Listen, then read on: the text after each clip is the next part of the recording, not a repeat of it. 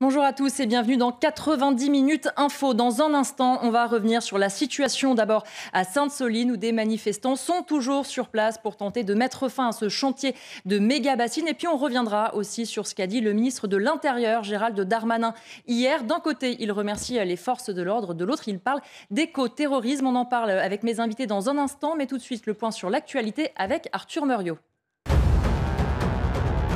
Le Conseil d'État réinstaure le contrôle technique des deux roues. Son application était initialement prévue début 2023. Avant son annulation par le gouvernement, la plus haute juridiction administrative de l'État a déclaré que cette décision de l'exécutif était illégale.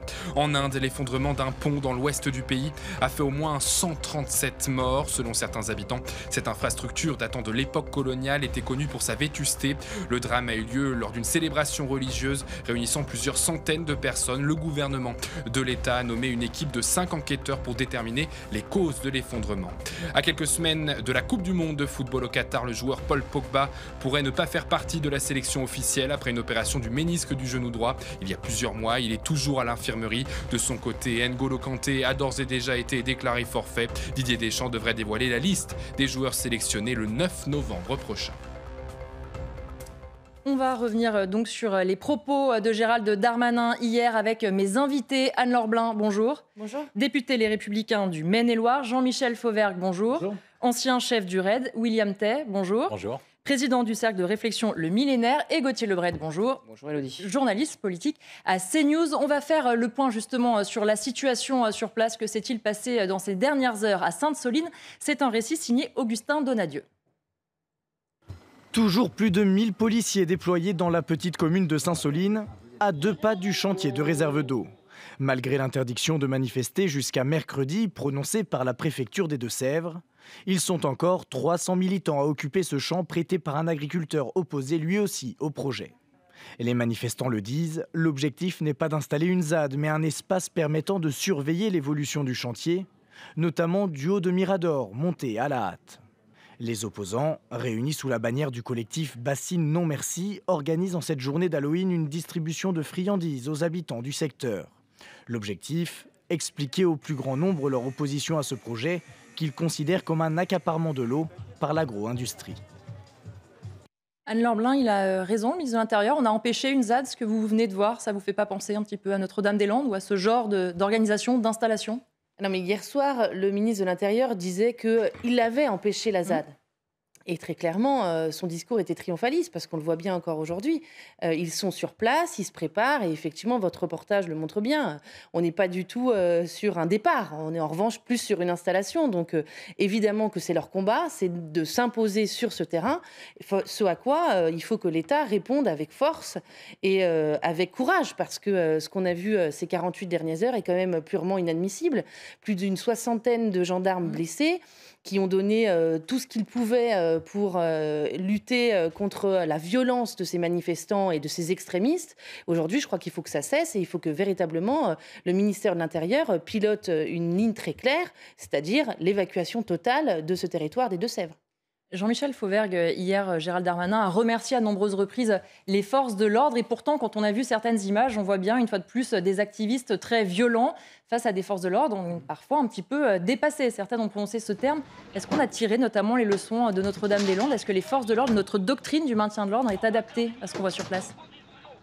Et il ne faut jamais perdre l'occasion de remercier tout le temps les forces de l'ordre chaque fois que l'on peut, parce que leur travail est dur et leur travail est important. Et le travail est dur dans le cadre des maintiens de l'ordre, de ce type de maintien de l'ordre-là en particulier, où les forces de l'ordre sont utilisées, il faut le savoir, pour éviter que les manifestants ne passent à un certain point, mais faire en sorte aussi, en utilisant la force légitime, de faire en sorte de faire le moins de blessés possible en face. Et les forces de l'ordre le payent cash, en particulier les gendarmes ici, avec des blessés de leur côté. Donc le maintien de l'ordre, ce n'est pas une science exacte, c'est difficile à faire dans des conditions-là. L'idée, c'est de pouvoir maintenir les troupes sur place et de pouvoir garder le terrain que l'on a décidé de garder de façon à ce que ça ne franchisse pas. Ensuite, que les manifestants soient installés sur un terrain privé, qu'ils commencent à bâtir des choses sur un terrain privé qui leur a été prêtés par un Par propriétaire. un agriculteur sur place. De toute façon, ils sont gardés à distance et de ce point de vue-là, il n'y a pas grand-chose à dire du point de vue légal. C'est difficile. Il faudrait une décision de justice pour les expulser de ce terrain-là. Donc il faut savoir, et on est toujours sur le maintien de l'ordre entre deux solutions, soit utiliser la force, beaucoup plus de force, encore plus de force, au risque d'avoir beaucoup plus de blessés. Oui, ou des morts. On l'a vu à Sivens avec Rémi Fraisse qui avait reçu un tir de grenade. Ça marque aussi. Oui. Alors le maintien de l'ordre en France, c'est très peu de morts, contrairement à beaucoup d'autres pays. Heureusement, d'ailleurs, les morts, on peut les compter sur le doigt de la main. Effectivement, il y a l'époque Fraisse, il y a un certain nombre d'autres personnes. Mais justement, c'est ça qu'il faut éviter. Donc il faut qu'il y ait des forces de l'ordre blessées, en fait. D'abord, pour ne pas enflammer la situation. Et ensuite, pour faire en sorte qu'on arrive à résoudre cette affaire-là. Et cette affaire-là sera résolue, non pas dans les 24 heures, non pas dans les 48 heures, mais sur le temps. Mais c'est terrifiant. Après, on va écouter Gérald Darmanin. Pardon, mais est terrifiant parce qu'en fait, vous ne parlez que des blessés du côté des manifestants, mais pardon, ce sont eux qui ont bravé l'interdiction de la manifestation. Ce sont les forces de l'ordre qui se sont retrouvées attaquées, pardon, il n'y a pas d'autre mot, avec des tirs de mortier, avec des boules de pétanque, avec des moyens complètement illégaux.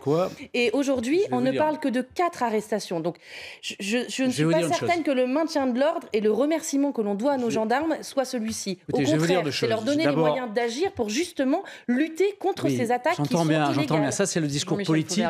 Et moi j'ai quitté la politique parce que ce discours... Non, c'est un discours politique que vous me faites.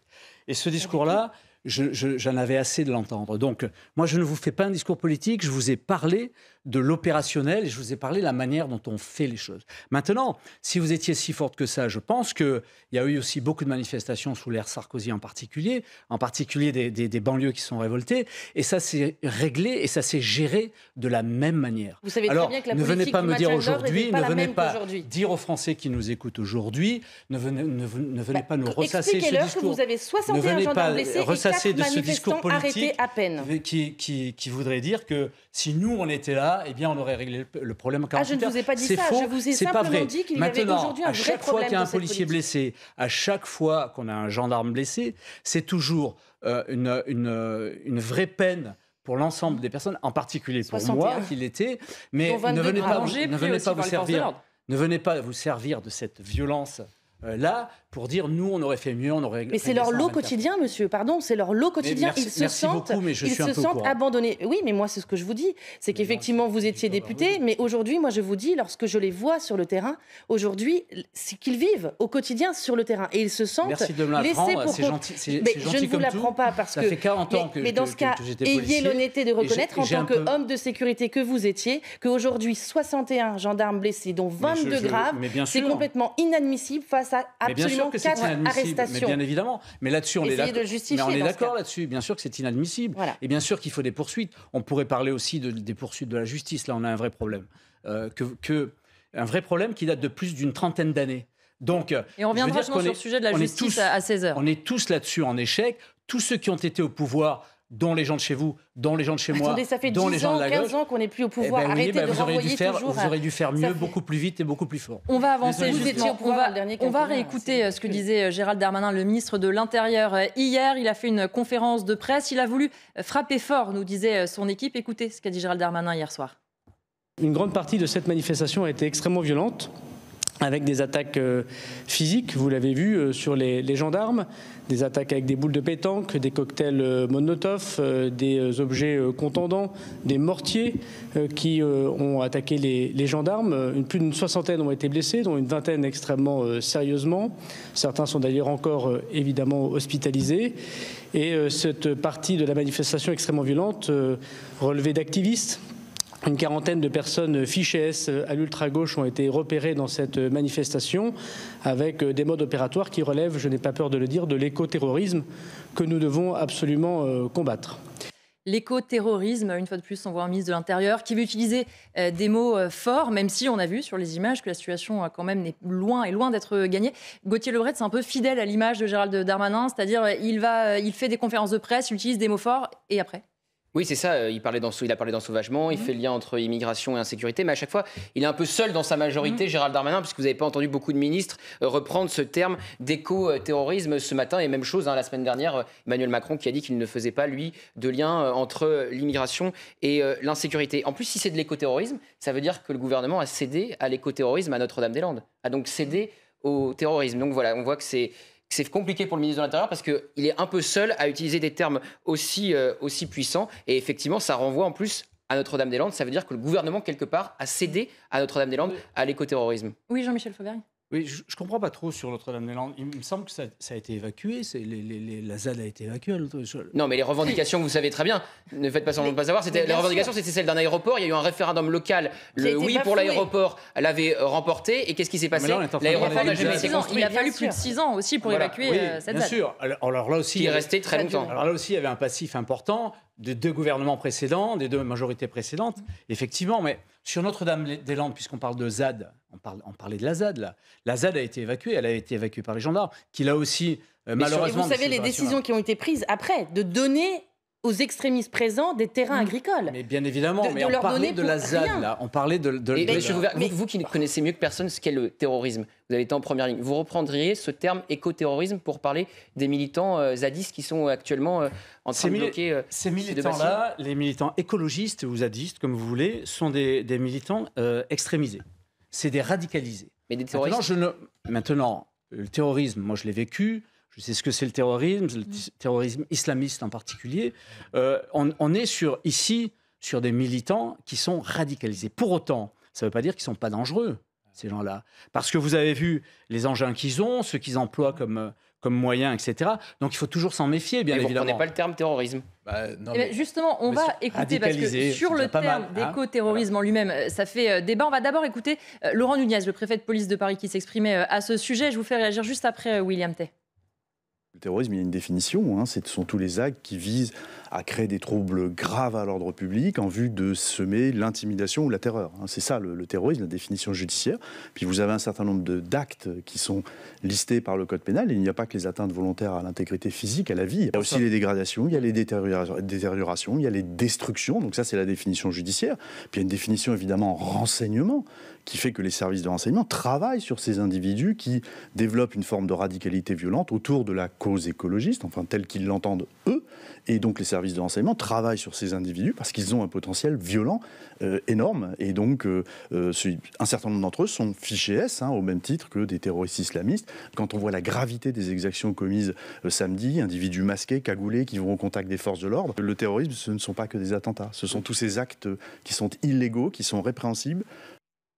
William Tay, ce terme d'éco-terrorisme, il n'est pas choisi au hasard, évidemment, par le ministre de l'Intérieur, qui l'a martelé à plusieurs reprises, qui l'a redit quand on a relancé dans les questions. Est-ce que c'est un terme véritablement qui peut aller avec la situation, ou est-ce que vous dites c'est un bon mot, mais peut-être que ça va un peu loin? Non, nous, on porte le même thème que lui. Donc, on est parfaitement d'accord avec lui. On est content qu'il le fasse enfin parce qu'il est temps qu'un ministre de l'Intérieur décrive la réalité des faits. Un ministre de l'Intérieur, il n'est pas là pour calmer la situation ou pour être complaisant à l'égard de militants. Il est là pour reprendre une définition juridique et l'appliquer parce que le pouvoir exécutif est là pour appliquer la loi. Quelle est la définition du terrorisme? Un terroriste, c'est quelqu'un qui fait des actes de violence afin de faire passer un message politique. Vous avez des personnes qui cassent, qui troublent, qui agressent les forces de l'ordre afin de faire porter un message politique et un message écologiste. Alors, est-ce que leur définition leurs actes collent à la définition du terrorisme? Oui, il peut définir ça sous écoterrorisme en distinguant le terrorisme islamique, comme l'a rappelé Jean-Michel Fauvergue, et l'écoterrorisme. La réalité, c'est que ce sont des terroristes et ça a une fin d'utilité, c'est de décrire le réel. La deuxième utilité,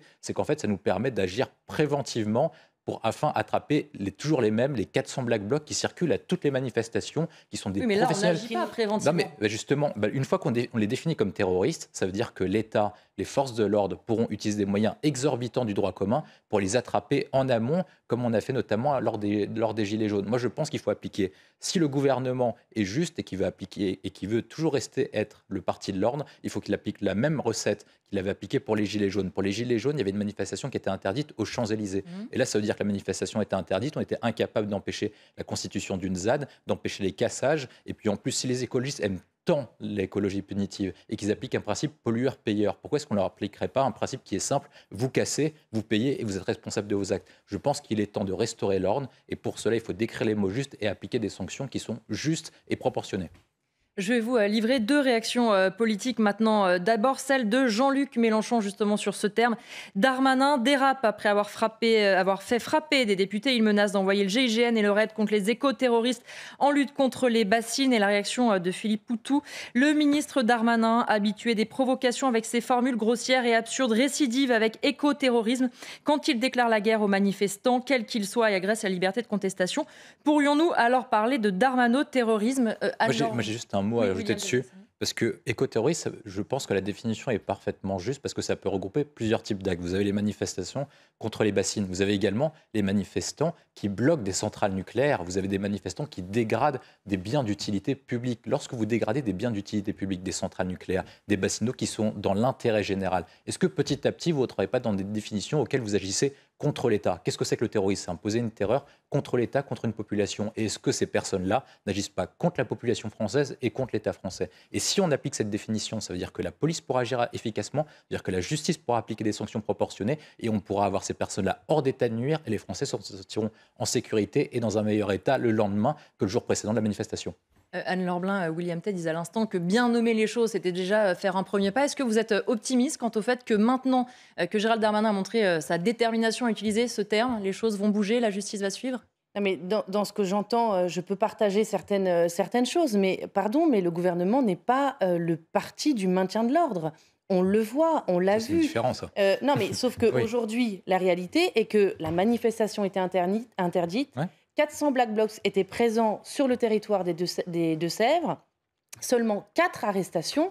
Que fait donc le gouvernement? Moi, je suis d'accord avec vous. Moi, je pense qu'il fallait agir préventivement, arrêter les Black Blocs. Mais les Black Blocs. Non, mais les Black Blocs. Comment vous faites pour les arrêter concrètement s'ils passent pas à l'acte? Le seul moyen, les seuls moyens. Oui, mais les fichiers S. Un fichier S. Non, mais un fichier S, vous pouvez pas l'arrêter en préventivement. C'est parce qu'il n'est pas défini son terrorisme. C'est un fichier S, c'est un fiche sécurité sûreté. Non, les Black Blocs, le seul moyen de les arrêter préventivement, parce que vous êtes dans un état de droit. C'est-à-dire que quand une personne commet un acte, il faut l'arrêter au moment où il commet l'acte. Le seul moyen de le faire, c'est de les définir comme terroristes, auquel cas on est exorbitant du droit commun, on a des moyens de renseignement supplémentaires, et là on peut les arrêter. Donc à partir du moment où il est défini, maintenant ce qu'on attend de Gérald Darmanin, c'est qu'il arrête les Black Blocs et qu'il n'y ait plus de Black Blocs dans les prochaines manifestations comme les éco-terroristes. Il ne s'y attachera jamais.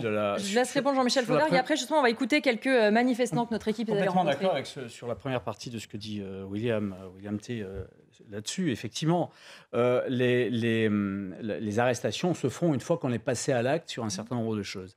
Et il faut savoir aussi que les fiches ES, c'est des fiches de signalisation. Et dans les fiches ES, vous n'avez pas que des terroristes ou que des extrêmes gauches ou que des extrêmes droites. Vous avez aussi des gens qui sont sous les radars de la police et de la gendarmerie nationale, sous observation en fait, en réalité. Et c'est pas parce qu'il y a une fiche ES que ça donne le droit d'arrêter. Il faut connaître un peu le droit, quelques règles de droit et quelques règles du code de procédure pénale. Donc pourquoi la manifestation était interdite dans ce cas? C'est bien qu'il y avait des faisceaux d'indices. Mais je pense que vous mélangez un peu tout dans ce domaine-là. Que la manifestation soit interdite, c'est une chose. Qu'il y ait des élus qui participent à une manifestation interdite, c'est autre chose. À partir du moment où cette manifestation est interdite, bien évidemment que les poursuites judiciaires après doivent être le plus important possible, y compris d'ailleurs contre les élus, y compris d'ailleurs contre les élus qui étaient sur place. Mais il y a 4 arrestations en flagrant délit. Ensuite, il y a des enquêtes qui sont faites. Il faut le savoir aussi. Ils ont tronçonné. Non, mais permettez-moi de vous informer. Permettez-moi de vous informer un peu là-dessus. Il faut savoir que les procédures judiciaires ne s'arrêtent pas là, qu'il va y avoir des arrestations après. Mais moi, ce qui m'intéresse de savoir, c'est si les élus de la République qui étaient sur place et qui étaient dans une manifestation interdite seront poursuivis là-dessus, ce que je souhaite, et quelles vont être les peines qui vont être prononcées par la justice, qui sont en général des peines qui sont... Jusque-là, le gouvernement n'a rien annoncé à l'égard des élus de la NUPES qui étaient présents. Justement, sur ces élus présents hier dans la manifestation, Gauthier, un peu un deux poids, deux mesures de la part de Gérald Darmanin. Il dit qu'il n'a pas à donner de leçons de comportement politique, je crois, pour reprendre ses mots, et dans le même temps, il tacle Jean-Luc Mélenchon.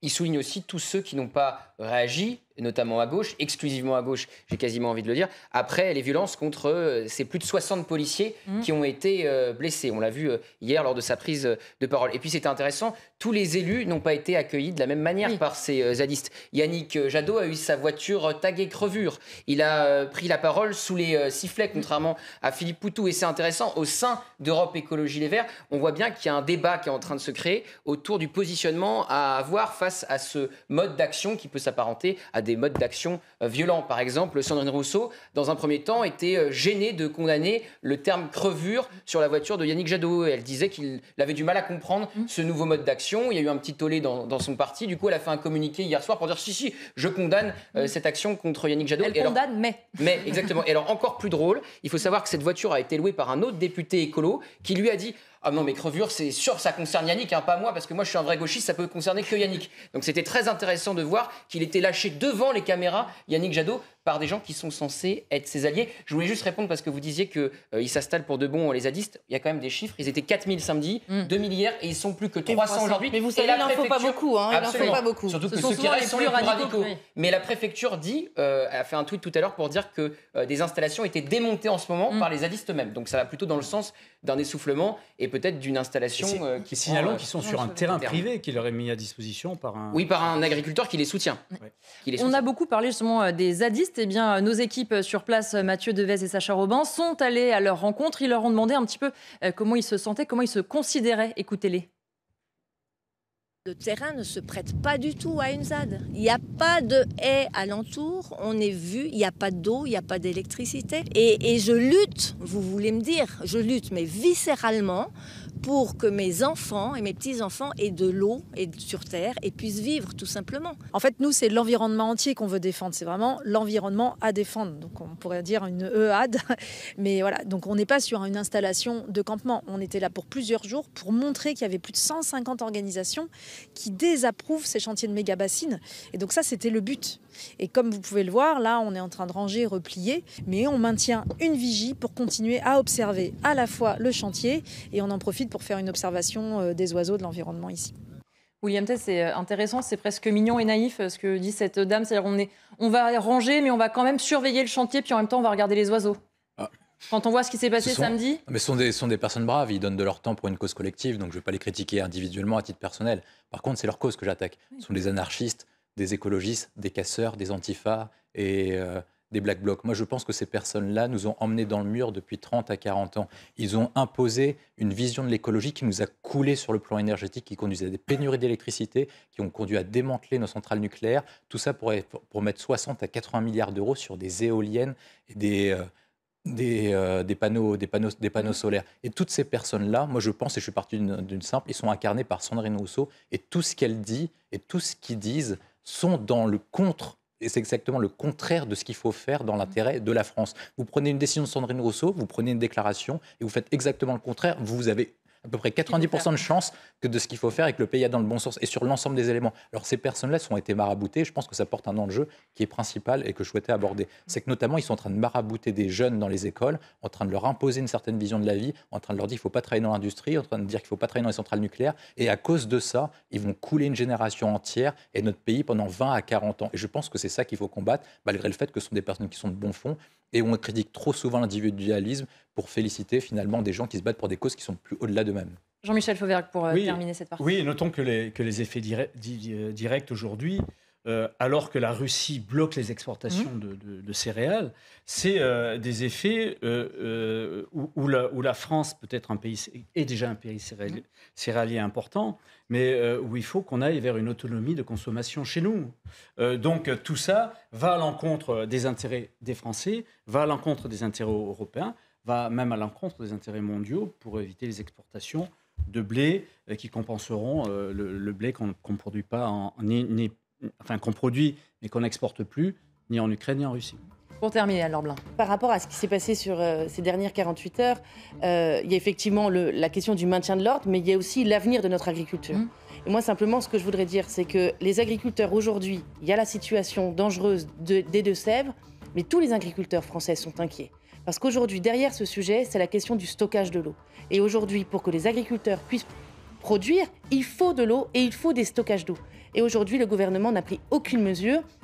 Le ministre de l'Agriculture n'a absolument rien dit. Donc c'est vraiment un sujet qui doit être mis sur la table pour l'avenir de notre agriculture.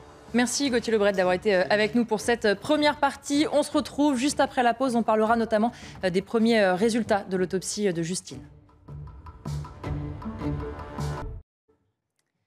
On est toujours ensemble dans 90 minutes info. Dans un instant, on reprend les débats, mais tout de suite, le point sur l'actualité. Avec d'abord cette information, les députés du Rassemblement national vont voter en faveur de la motion de censure déposée par la France insoumise contre le gouvernement, comme c'était le cas déjà il y a une semaine. C'est une annonce faite devant l'Assemblée par Sébastien Chenu, député du Rassemblement national, qui dit ceci: en parlementaires libres ne reconnaissant aucune faction, ils voteront contre toute autre motion présentée en des termes acceptables. Dans la suite de l'actualité, l'enquête sur la mort de Justine se poursuit. L'autopsie du corps de la jeune femme a révélé qu'elle avait reçu des coups avant d'être étranglée. Les résultats des analyses toxicologiques pour savoir si elle a été droguée ou non ne sont pas encore connus. On rappelle que l'agriculteur de 21 ans qui a avoué son meurtre en garde à vue a été mis en examen et incarcéré. Et puis on en parlait il y a quelques instants à Sainte-Soline. La préfecture des Deux-Sèvres a prolongé jusqu'à mercredi l'interdiction de manifester dans ce secteur. Mais une partie des manifestants est toujours sur place. Antoine Estève, justement, vous y êtes avec Sacha Robin. Où en est la mobilisation à cette heure-ci ?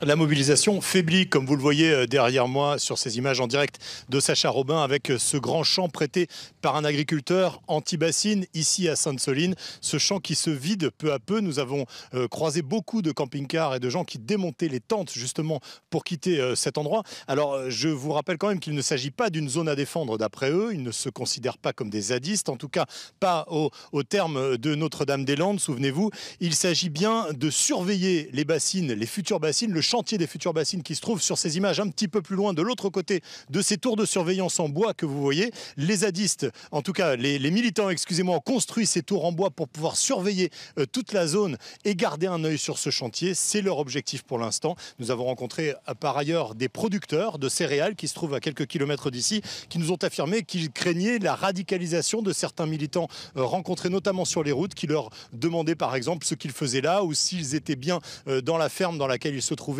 le producteur en question. Bref, une ambiance un petit peu tendue dans la région, comme vous pouvez l'imaginer. Merci Antoine Estève et merci à Sacha Robin qui vous accompagne. Et puis, dans les colonnes du journal du dimanche, hier, une dizaine de personnalités appelaient à rouler à 110 km/h sur les autoroutes. Alors, sans forcément d'ailleurs changer la loi, mais c'est plutôt un appel à la responsabilité des automobilistes, notamment sur le plan de l'écologie. Mais qu'en pensent les Français ? Thibaut Marcheteau leur a posé la question. L'autoroute à 110 km/h, y êtes-vous prêt ? Dans cette aire de repos, les avis sont mitigés. Moi, je suis pour les 110 km/h. Personnellement, je roule à 110 km/h. Rouler à 110, oui, c'est bien. Certes, c'est écologique, mais là, nous, le but, c'est de rentrer chez soi au plus vite. Si on prend l'autoroute, c'est pour ça. C'est pas pour rouler à 110 sur l'autoroute. Je pense qu'après, chacun doit conduire à la vitesse où il se sent le mieux. On a tous une vitesse de croisière, il y en a c'est 110, il y en a c'est 130. Baisser sa vitesse de 20 km/h serait bénéfique pour la planète, mais aussi pour le porte-monnaie. Selon le porte-parole de l'Automobile Club Association, cette idée n'est pas mauvaise si elle s'accompagne d'une éco-conduite. On dit allons-y, bien évidemment, si ça reste un choix, si ce n'est pas une loi, et si ça s'accompagne pour vraiment économiser du carburant, d'une éco-conduite. Là aussi qu'on demande depuis longtemps à tous les Français, on le transmet d'ailleurs à des entreprises via des stages. On peut gagner entre 15 et 20% de carburant quand on adopte une éco-conduite qui doit accompagner peut-être la volonté de rouler moins vite. En Grande-Bretagne et en Suède, la vitesse est déjà limitée à 110 km/h sur les autoroutes et même à 100 km/h aux Pays-Bas depuis mars 2020. Ensemble, nous allons renouer le lien d'amitié entre nos deux pays. C'est par ces mots qu'Emmanuel Macron a salué le retour au pouvoir de Lula au Brésil. Hier soir, le candidat de la gauche brésilienne a remporté d'une courte tête l'élection présidentielle avec 50,9% des voix. Le récit est signé Geoffrey Defebvre. Des cris de joie et des fumigènes à Sao Paulo pour fêter la courte victoire de Lula. Avec 50,9% des voix, le leader de la gauche brésilienne remporte l'élection présidentielle, 12 ans après son dernier mandat. Aujourd'hui, nous disons au monde que le Brésil est de retour. Que le Brésil est trop grand pour être relégué à ce triste rôle de paria du monde. À l'issue d'une campagne ultra polarisée qui a coupé le pays en deux, l'ancien métallurgiste de 77 ans a appelé son pays à la paix et à l'unité. À Brasilia, les supporters de Jair Bolsonaro en larmes ont constaté la défaite de leur candidat. Je vous demande de ne pas abandonner le Brésil. Aujourd'hui, avec une grande tristesse, je déclare que notre président Jair Bolsonaro n'a pas gagné les élections, mais il a gagné le cœur de nombreux Brésiliens. Depuis l'annonce des résultats, le conservateur ne s'est toujours pas exprimé. C'est la première fois qu'un président sortant n'est pas réélu pour un second mandat depuis le retour de la démocratie en 1985. Et puis, on va revenir avec mes invités que je vous présente de nouveau. Jean-Michel Fauvergue est toujours avec nous, ancien chef du RAID. William Tay, président du Cercle de réflexion Le Millénaire. Et Anne-Laure Blin, députée Les Républicains du Maine-et-Loire. On va maintenant parler de Justine, puisqu'on a connu désormais les premiers résultats de l'autopsie du corps de Justine. Alors, on en sait un petit peu plus sur les conditions de sa mort. On n'a pas encore tous les éléments, notamment les analyses toxicologiques ne sont pas encore connues, mais on commence déjà malheureusement à y voir plus clair. Solène Boulan, justement, vous êtes sur place. Qu'est-ce qu'on a appris ce matin après ces premiers résultats d'autopsie ? Écoutez, Élodie, effectivement, on y voit désormais un peu plus clair, car selon les premiers résultats de l'autopsie, Justine Vérac a reçu plusieurs coups avant d'être étranglée. Son tueur présumé avait pourtant assuré lui avoir donné un seul coup de poing provoquant sa mort. Le procureur de Limoges avait fait état, lui, de son côté, de plusieurs coups de poing, dont un porté avec un objet contondant. Les prochains résultats de l'autopsie, et notamment les analyses toxicologiques, permettront de déterminer si Justine a été droguée et si Lucas en est à l'origine. Enfin, c'est la question du mobile qui reste en suspens. Pourquoi Lucas aurait-il tué Justine, eux qui se connaissaient à peine? Toujours incarcéré, Lucas, elle, est mis en examen pour meurtre, séquestration et viol. Pour ces faits, la peine encourue est la réclusion criminelle à perpétuité. Voilà pour les derniers éléments de l'enquête. Et puis, justement, cette succession d'agressions influence parfois le comportement des femmes qui ont un peu plus peur de sortir le soir, qui changent leurs habitudes. Regardez les précisions de Maureen Vidal et de Quentin Griebel.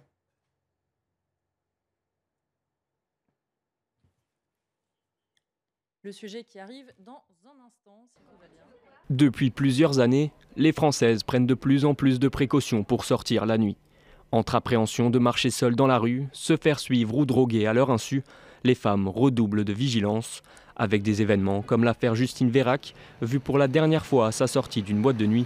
Les Françaises adoptent de nouveaux comportements de prévention. Forcément, quand on sort, c'est plus inquiétant. Après, je pense qu'on a toujours eu, enfin personnellement, on m'a toujours mis en garde sur ça. Et déjà, avant, je faisais attention, mais forcément, ça inquiète toujours plus de voir des choses comme ça qui arrivent. L'une des plus grandes craintes pour les jeunes femmes, se faire droguer à leur insu par une substance glissée dans leur verre. Forcément, on est vigilant et je pense qu'on n'a pas le même regard que nos enfants. Nous, en tant que mère, maintenant, on est plus inquiets. On fait très attention dès qu'elles sortent, dès qu'elles partent en voyage. On leur dit tu quittes pas ton verre des yeux, tu es une femme moderne, tu te payes tes propres verres. On est beaucoup plus vigilants, quitte parfois à énerver un peu nos filles, parce qu'on est trop vigilants. Mais oui, je pense qu'on n'a pas le même regard. Nous, on est plus dans l'inquiétude et nos enfants sont peut-être plus dans le lâcher prise en disant non mais c'est bon, ça arrive qu'aux autres, quoi. Quand je dois aller en soirée, je bois pas forcément. Mais quand je bois, que ce soit de l'eau ou peu importe, je mets toujours ma main sur mon verre. Des précautions qui peuvent s'avérer utiles, puisqu'en France, une femme sur deux a déjà subi une violence sexuelle au moins une fois dans sa vie. Anne-Laure Blin, c'est vrai que ce qu'on entend, les précautions que prennent ces femmes qui ont été interrogées, malheureusement, on s'y habitue. Nous-mêmes, parfois, on les prend, mais on se dit aussi, est-ce que c'est à nous, finalement, de veiller à ce point-là à notre propre sécurité? Est-ce que ça veut pas dire qu'il y a un problème qu'on n'arrive pas à régler? Je ne sais pas si on s'y habitue. En vérité, non. Je pense qu'on ne s'y habitue pas. En revanche, oui, il faut être vigilant parce que ce qu'on entend est inquiétant pour nous-mêmes, pour les femmes, mais aussi pour nos enfants. Et c'est en ça que le politique a aussi tout son rôle à jouer. Quand je vois les femmes de votre reportage nous expliquer les manières qu'elles ont de se protéger, c'est à nous, en vérité, de prendre toutes ces mesures pour qu'elles se sentent en sécurité en France. Et donc, c'est pour ça qu'il faut que l'on prenne des véritables décisions pour réaffirmer l'état de droit et l'autorité de l'État. Ce qui aujourd'hui manque malheureusement, mais il faut que notre action soit de tous les instants et qu'on arrête de banaliser et d'appeler ça des successions de faits divers, parce que non, voilà, il y a une vraie insécurité en France. Ce n'est pas un sentiment, c'est une réalité, et donc il faut agir, enfin.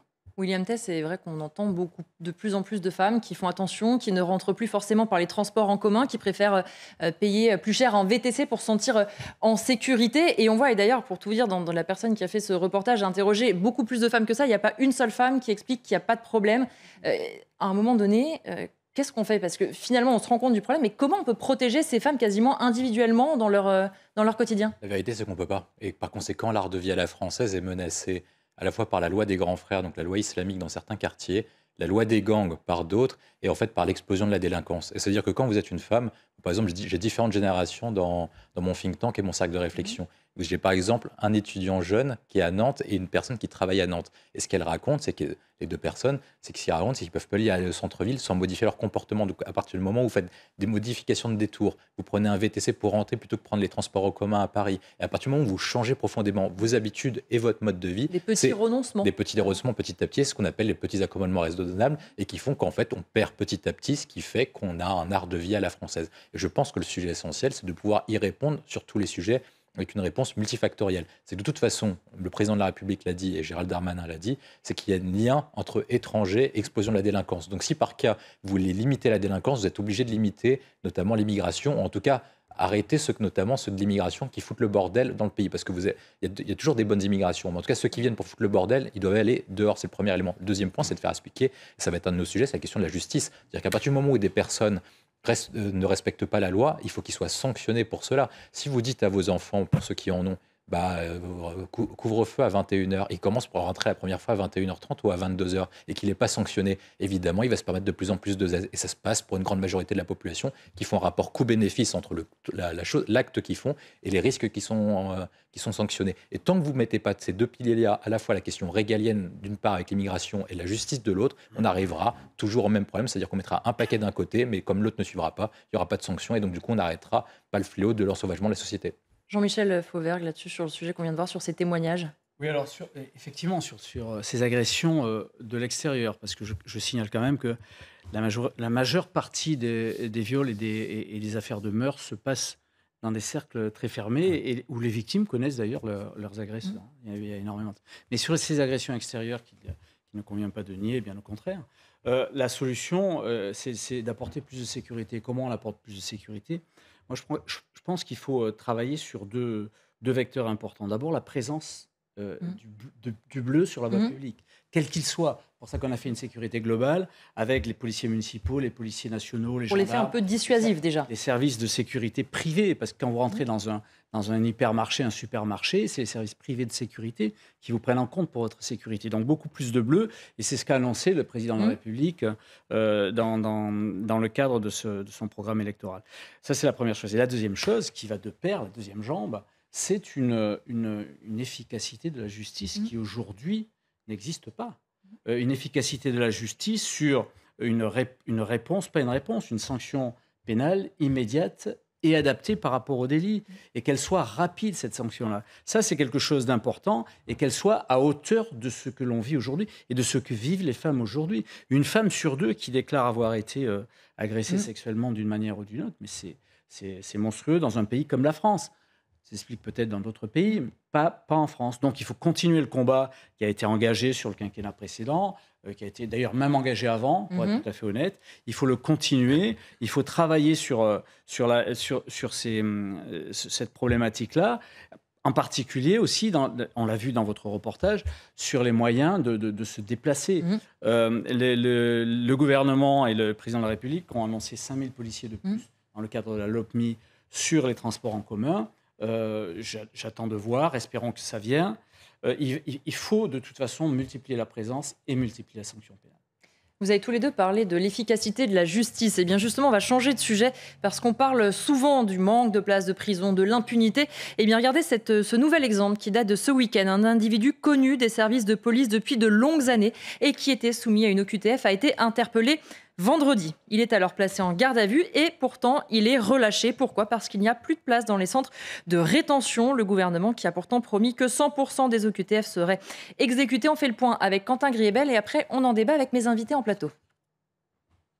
Vol avec violence, transport de produits stupéfiants, abus de confiance, c'est le casier judiciaire chargé de cet individu de nationalité haïtienne.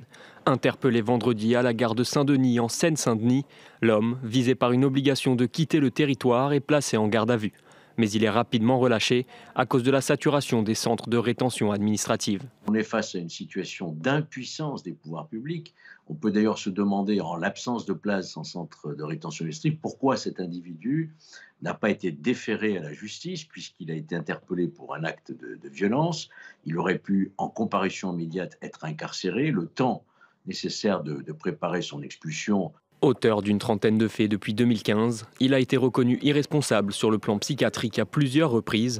Sa remise en liberté inquiète et agace les services de police. Quand on a fait le job et qu'on voit la personne qui est relâchée, que le lendemain on va la recroiser dans la rue parce qu'on sait que de toute façon on va la retrouver cette personne dans quelques jours, dans quelques heures, dans quelques semaines. On sait très bien qu'on va encore l'interpeller parce qu'il est délinquant, parce qu'il ne sait pas vivre en société. C'est usant de faire tout le temps le même travail et on sait qu'on travaille des fois pour rien.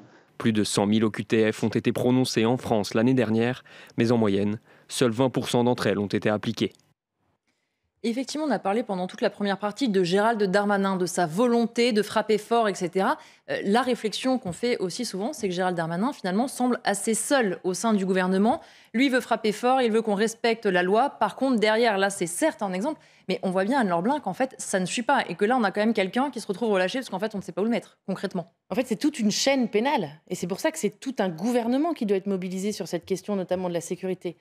Et c'est très bien dit par les représentants de la police, s'ils arrêtent des délinquants qui ne vont pas en prison ou qui ne sont pas en centre de rétention pour ceux qui n'ont pas la nationalité française, eh ben, qu'est-ce qui se passe? Ils sont relâchés dans la nature et le cercle infernal, si on peut dire, recommence.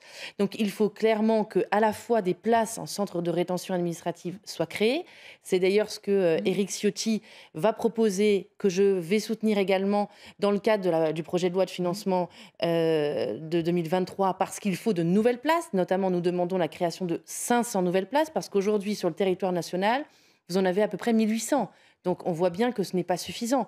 Et parallèlement, il faut aussi construire de nouvelles prisons parce qu'on manque cruellement de places en milieu carcéral. Ça aussi, c'est l'Arlésienne. C'est l'Arlésienne. Élection après élection, on entend qu'il faut des places. Aucune nouvelle prison n'est sortie de terre sous le dernier quinquennat.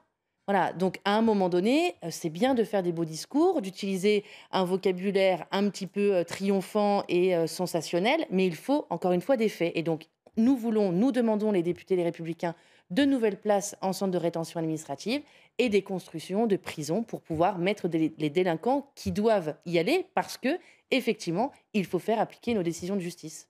C'est vrai, Jean-Michel Fauvergue, que pour les forces de l'ordre, et c'est vrai là pour ce cas, mais pour d'autres, quand elles interpellent, quand elles font un travail d'enquête, quand elles vont au contact et qu'elles voient que finalement les personnes qu'elles ont interpellées la veille, parfois sont dans la rue le lendemain ou sur le lendemain, la crise des vocations, là, on peut aussi la comprendre. Oui, pas parfois, tout le temps. Oui. Soyons clairs. J'ai été mesurée. Oui, bien sûr, la perte de sens, la vocation, etc. Et d'ailleurs, on a de plus en plus de mal à recruter dans la police, un peu moins dans la gendarmerie, mais ça commence à venir, et puis dans d'autres métiers comme pompiers, etc.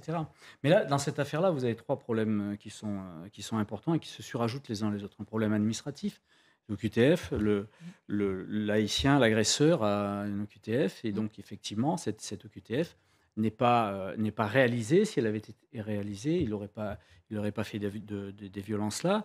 Et l'impossibilité de réaliser cette OQTF dans les délais impartis. Ça, c'est la première chose.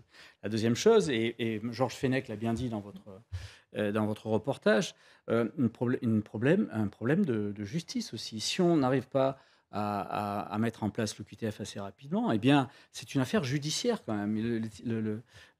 Cet agresseur a commis des délits. Donc, il faut qu'il soit jugé et à minima qu'il soit mis en prison pour ces délits. On peut compenser ça si on sait qu'on va l'expulser immédiatement. Mais comme on sait qu'on ne va pas l'expulser immédiatement, il faut que la justice prenne le relais parce qu'au départ, il y a un fait judiciaire et ça, c'est important. Et la troisième chose, c'est l'aspect psychologique des choses. Il a été déclaré irresponsable à plusieurs reprises. On a une problématique psychologique, mais là aussi, ça se règle et ça se règle aussi par des enfermements de ce niveau-là. Alors, effectivement, les enfermements, on parle de places de prison. Laissez-moi vous dire que, effectivement, en termes de places de prison, sous le mandat de Nicolas Sarkozy, il y en a eu 2000 de construites. Sous le mandat de Hollande, il y en a eu 2000 de construites. Sous le premier quinquennat de Macron, il y en a eu 2000 de construites. Donc tout le monde est à égalité dans ce domaine-là. Sauf qu'il y en a 7000 là qui sortent de terre et qui devraient être... Mais c'est pas de terre qui ont été annoncés. Non, qui sont en train de sortir de terre, qui sont financés. Il y en a 8000 autres annoncés. C'est pas encore Mais la problématique, elle vient pas de là. La problématique, c'est le fait qu'à partir du moment où il y a une décision, quelle qu'elle soit, qui est prise, qu'elle soit judiciaire, qu'elle soit administrative, il faut qu'on arrive à appliquer ces décisions-là. Et ça, on n'y arrive plus dans ce pays depuis longtemps. Donc la problématique, elle vient de là. Elle ne vient pas des lois mal faites, parce qu'elles sont bien faites d'une manière générale. Elles existent.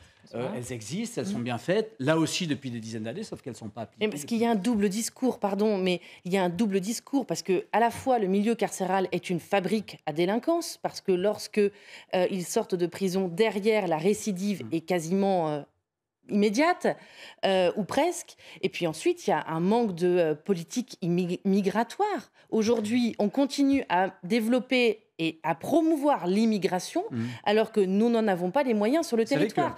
Mais par rapport aux OQTF, il y a aussi effectivement ce que vous dites sur l'application des décisions de justice, mais il y a aussi tout un pan sur lequel le gouvernement n'agit pas, c'est la politique d'aide au développement. Aujourd'hui, pourquoi nous n'arrivons pas à appliquer les OQTF ? Parce que certains pays refusent de reprendre leurs ressortissants. Donc, que fait le gouvernement ? Et là aussi, nous avons fait preuve de propositions qui n'ont pas du tout été prises. Il faut conditionner cette aide au développement des pays qui ne veulent pas reprendre leurs ressortissants qui sont délinquants sur notre territoire. Et aujourd'hui, clairement, le gouvernement n'y est pas prêt. Donc, c'est pour ça cette politique du double discours aboutit à ces actes et ces faits sur le territoire. Permettez-moi de vous dire que là aussi, il n'y a pas de solution globale, efficace. Ce que vous venez de dire peut être vrai dans certains pays.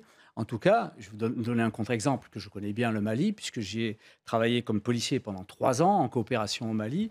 Eh bien, la diaspora malienne... C'est pas du Mali dont on parle, vous le savez très bien. Non, bien sûr que oui, bien sûr que oui. Non, mais la diaspora malienne produit plus de cash que l'aide au développement. Pareil pour les Algériens. Donc on a un vrai problème là-dessus. En fait, en réalité, la problématique, vous avez raison de le souligner, la problématique, c'est que les pays ne veulent pas reprendre leurs nationaux. Il serait bien bête de les reprendre parce que c'est des terroristes. Ils ne veulent pas reprendre. Donc comment faire ? Il faut étudier tout un tas de solutions. Je me réfère par exemple à ce que fait le Danemark aujourd'hui. Vous savez ce que fait le Danemark ? Quand vous avez des étrangers chez lui qui sont condamnés, eh bien, il leur fait leur sanction, elle est exécutée dans des prisons en Albanie. Et parce qu'ils ont contracté avec. Et quand c'est terminé, ils sont remis dehors en Albanie. Eh bien, il y a des solutions de ce type-là qu'il faut étudier. Et je suis étonné que votre groupe, qui est paraît-il à la pointe du progrès là-dessus, vous savez très bien qu'un certain nombre de propositions ont été faites. On va écouter quand même William Tay qui n'a pas encore eu la moindre chance de partir. Alors, question piège, on n'y arrive pas parce que c'est un manque de volonté ou c'est un manque de moyens ? Les deux. J'étais à peu près sûre de votre réponse, figurez-vous. En fait, sur la question, vous avez des carcans administratifs, législatifs et européens sur la question des OQTF. Ça veut dire que les réglementations sont comprises à la fois dans l'espace Schengen et dans les règles de la Convention européenne des droits de l'homme qui même ont été utilisées pour protéger en première instance l'imam Iqiyoussen sur la question du respect de la vie privée. Et tant qu'un gouvernement n'a pas la volonté politique d'aller combattre l'Union européenne ou de suspendre la participation de la France à la Convention européenne des droits de l'homme, vous ne pouvez quasiment rien faire en matière d'immigration et surtout qu'il faut renégocier les accords bilatéraux avec l'Algérie, le Maroc et la Tunisie. Mais si un président de la République fait ça ou si un gouvernement fait ça, tout de suite, il sera accusé de racisme, etc., retour de l'époque coloniale. Et donc, tant que vous n'avez pas la volonté politique, vous êtes limité dans votre arsenal et donc le nombre d'OQTF que vous pouvez exécuter. Le deuxième point, c'est comment vous faire concrètement.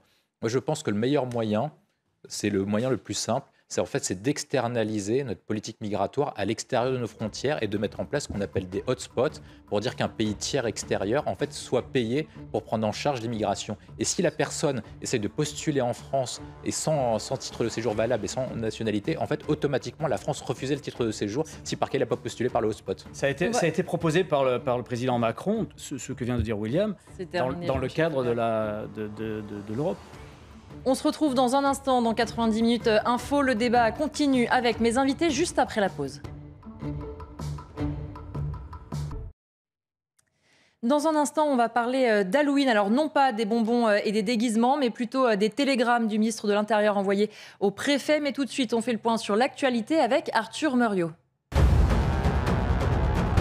Comme la semaine dernière, les députés Rassemblement National voteront en faveur de la motion de censure de la France Insoumise. C'est ce qu'a annoncé Sébastien Chenu devant l'Assemblée nationale. Cette motion a été déposée après le nouveau recours au 49.3 du gouvernement pour le budget de la sécurité sociale. Grâce à l'appui de l'ONU et de la Turquie, les exportations de céréales ukrainiennes ont repris en mer Noire. Pour rappel, la Russie avait suspendu sa participation à l'accord international garantissant un corridor humanitaire. Même si les cargos ont repris la mer, Moscou prévient la poursuite de la navigation en mer Noire sans son accord est risquée et même dangereuse. Près de 2 jours après la bousculade ayant entraîné la mort de 154 personnes à Séoul en Corée du Sud, le président du pays a inauguré un mémorial pour les victimes. Il a déposé une fleur blanche devant cet hôtel en plein cœur de la capitale. Mais les critiques commencent à fuser dans le pays. Certains accusent les autorités de laxisme dans la gestion de la foule le soir du drame. Vous avez peut-être prévu une soirée déguisement et recherche de sucreries pour Halloween. Eh bien, sachez que c'est aussi une soirée propice aux violences urbaines, selon Gérald Darmanin, le ministre de l'Intérieur, qui dès hier soir a adressé un télégramme au préfet. Il rappelle qu'il y a eu les années précédentes parfois de graves incidents à cette occasion, des atteintes aux biens, mais aussi des attaques contre les forces de l'ordre ou les pompiers. Alors Gérald Darmanin qui dit un certain nombre de choses. Il demande notamment qu'on surveille les réseaux sociaux pour déceler les appels au rassemblement. Il demande de prendre en amont toutes les mesures nécessaires. Il évoque même un potentiel risque terroriste. Et puis surtout, il sollicite tous les acteurs, les maires évidemment, pour prendre des mesures, les forces de l'ordre, les bailleurs sociaux pour vérifier les locaux. Il explique qu'il est important d'avoir un dispositif dissuasif. William Tay, on parle à la base d'une soirée d'Halloween qu'on imagine plutôt sympathique. Une fois de plus, ça rejoint d'ailleurs tout ce qu'on dit depuis le début de l'émission. On se rend compte qu'il faut quand même une vigilance particulière, que ce soir, des forces de l'ordre vont être mobilisées pour éviter qu'une fête plutôt sympathique se termine en violence urbaine contre les forces de l'ordre. Malheureusement, une fois de plus, mais maintenant, à chaque fois qu'il y a un acte symbolique ou une date symbolique, les forces de l'ordre sont mobilisées pour protéger les citoyens à la fois contre les menaces qui leur font face, mais également pour eux-mêmes. Parce qu'en fait, à chaque fois, les mêmes circulaires arrivent pour les jours de fête, c'est-à-dire que les stations-service n'ont pas le droit de vendre d'essence, etc., parce que vous avez des risques de voitures brûlées. Notamment dans les Alpes-Maritimes, effectivement. Le préfet des Alpes-Maritimes a interdit la vente de carburant, de combustibles corrosifs, de gaz inflammable. Et donc, le sujet essentiel, c'est celui-ci, c'est comment faire pour récupérer notre mode de vie et faire face à cet ensauvagement de la société. Il y a un pilier qui concerne l'autorité de l'État, c'est-à-dire que l'État doit être juste et doit être ferme. C'est le premier élément. Notamment, il faut lutter contre tout ce qu'on appelle désobéissance civile, raquettes, etc. organisées. Deuxième point, c'est la question de la justice. On en parle souvent, mais tant que la justice ne proposera pas de sanctions, on n'y arrivera pas. Le troisième point, c'est une question d'éducation. C'est-à-dire comment ça se fait que dans toutes les sociétés occidentales, c'est ce que montre le livre de la CIA, Le Monde en 2040, qu'on soit marqué à la fois par la polarité et la radicalisation. C'est qu'à l'époque, quand les personnes avaient un malentendu, ils l'exprimaient de façon verbale, parfois il y avait des agressions verbales. Et comment on arrive maintenant à des agressions de couteau et que ça part tout de suite en points et en actes de violence gratuites. Donc il y a un véritable problème d'éducation vis-à-vis des plus jeunes générations, et j'ai l'impression, au fil des temps que je vois, et comme j'ai différentes générations dans mon équipe, j'ai l'impression que les jeunes générations qui arrivent sont beaucoup plus radicales que celles que j'avais auparavant et celles qui étaient au-dessus de moi. C'est vrai que, quand vous parliez d'éducation, c'est aussi un point important. Parce que Gérald Darmanin en avait parlé au moment du Covid en expliquant que de toute façon, quand il y avait eu un règlement de compte entre jeunes, qu'a priori, un jeune qui sort avec une barre de fer au moment du couvre-feu où il n'est pas censé être dehors, le premier problème, c'est peut-être aussi les parents. Est-ce que c'est aussi un angle, Anne Lorblin, à prendre en compte, de se dire, il y a peut-être aussi la question de l'éducation, alors à la fois à l'école, certes, mais aussi au sein des familles? Mais c'est un glissement de la société, en vérité. C'est qu'on est face à un laisser-aller, un laisser-faire. Et effectivement, on a laissé croire aux Français que l'État pouvait tout. Non, la première cellule d'éducation, c'est la famille. Et donc, on doit consolider les familles. Et sauf qu'aujourd'hui, on détricote les familles. Donc, on doit lui redonner toute sa place. Mais aussi, je crois que sur les festivités d'Halloween, c'est un moment effectivement peut-être festif, mais de quotidien. Et donc, on est face à une question de sécurité du quotidien. Demain, nous allons avoir la fête de la Toussaint. On ne célèbre plus aujourd'hui des offices religieux sans avoir une protection par les forces de l'ordre. Il y a en général aussi des télégrammes justement du ministre qui appelle les édifices à se protéger. Donc à un moment donné, au XXIe siècle, en France, est-ce qu'on a une liberté de culte? Est-ce que l'on peut avoir une liberté d'expression? Est-ce qu'on peut avoir une liberté d'aller et venir? Non, je ne le crois pas. Raison pour laquelle il faut qu'il y ait de la part de l'État, de la part des responsables politiques, de la part aujourd'hui du gouvernement qui est à la tête de la France, une vraie politique de sécurité qui ne soit pas une une politique de discours, mais de faits et d'actes concrets. Et donc, il faut qu'il y ait des décisions, un soutien réel aux forces de l'ordre, mais aussi une affirmation de l'application des décisions de justice, comme on le disait précédemment. C'est fondamental. L'État ne peut pas tout, disait Anne-Laure Blin. Est-ce qu'on demande justement trop, Jean-Michel Fauvergue, parfois à l'État ? On a beaucoup parlé de la responsabilité de l'État, des politiques, quels qu'ils soient, etc. Mais la réalité, c'est qu'à un certain moment, il faudra parler aussi de la responsabilité individuelle. Chaque individu qui est sur Terre a une responsabilité individuelle face à son destin. Et surtout, s'il habite en société, il doit respecter un certain nombre de règles qui fait que la vie en société va se dérouler de la manière la plus correcte possible. Or, aujourd'hui, on assiste à un individualisme, on l'a vu pendant le Covid, et on l'a vu pendant les Gilets jaunes aussi, un individualisme forcené, où chacun exige tout, de tout, en particulier de l'État, des hommes politiques, des femmes politiques, exige beaucoup des autres, mais exige peu de choses de lui-même. On est sur ce problème-là, qui est un problème à mon avis, sociétal aussi. Et vous disiez que on passe pas les forces de l'ordre à chaque fois qu'il y a une soirée sont monopolisées, mais ça fait très longtemps, même quand c'était plus calme, que à chaque fois que nous on fait la fête, à chaque fois qu'on sort, à chaque fois que l'on va à un événement festif, il y a des hommes et des femmes pour nous protéger en front arrière, que sont les gendarmes, ce sont les policiers et qui sont maintenant des cibles aussi, parce que qui sont des cibles qu'on essaie de protéger du mieux possible dans la sécurité globale et dans d'autres lois, y compris au fur et à mesure des années. Là, je reprends tous les gouvernements aussi. On a protégé nos policiers, nos gendarmes, nos pompiers, nos enseignants, etc. On essaie de les protéger de plus en plus. Sauf que vous avez une infime partie de la société qui sont l'ultra-gauche, alors vous appelez les terroristes, mais c'est radicalisé qu'on a vu tout à l'heure, qui mettent des coups de boutoir pour à chaque instant sur ce vivre ensemble sociétal que l'on doit développer, qu'on doit continuer ce discours est un discours défaitiste et de commentateurs politiques, pas de responsables politiques, effectivement. Je ne suis pas responsable politique, madame. Je suis plus responsable. Il ne l'est plus. Je m'en suis ôté parce que j'ai vu que vos discours à vous n'étaient pas bons. Mais non, mais parce qu'aujourd'hui, il faut faire preuve de courage, monsieur. C'est qu'aujourd'hui, il y a un manque de repères dans la société qui n'est absolument pas pris en compte par les responsables politiques. Parce qu'aujourd'hui, le politique glisse avec la société et réagit en fonction de l'actualité.